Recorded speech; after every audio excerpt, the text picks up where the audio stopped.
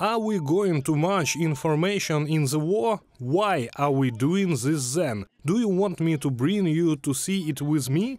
This is how those mobilized in the Moscow region communicate with their commanders. They complain that instead of real training for combat operations, they are taught to walk in formation and fire at imaginary targets, but they are not given the necessary equipment. The mobilized rudely calls the officer and then moves on to hand-to-hand combat. Why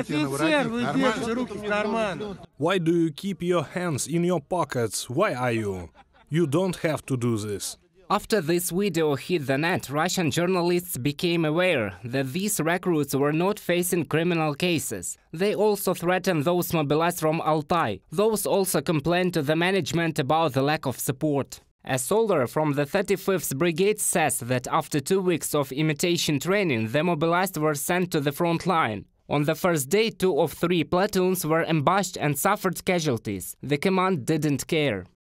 From one of the military leaders they heard "no man, no problems", that is, if we die it will be easier for them. The colonel tells us we have equipment worth its weight in gold, and instead of you we will recruit new ones. Soldier of the 35th Brigade in the comment to Astra.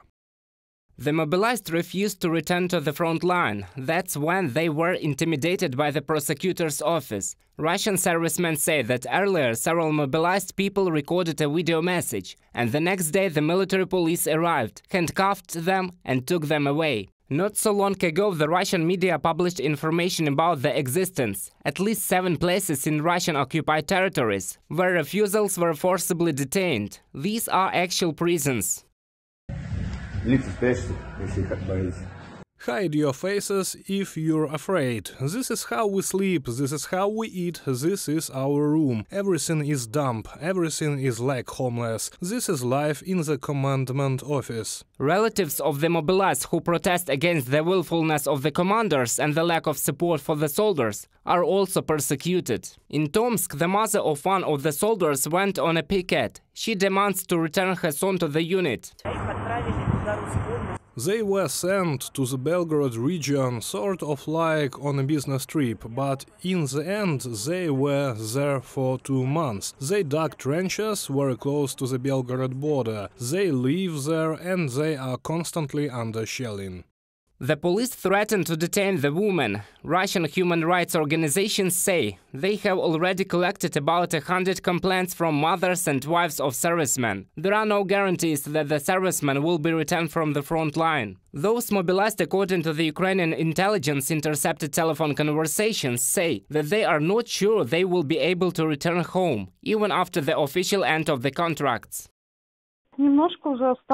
A little more left. No, who knows how a little bit here already. The conversation is about the fact that people who were drafted later than us, our contract ends for some on December 2nd, for some on the 6th, for someone on the 30th, and they say not to get us all out of here, you need to wait for everyone. But Russian soldiers can leave the front line even earlier, by surrendering. Reported by Roman Smoler, Angelika Brushnevska, UATV News.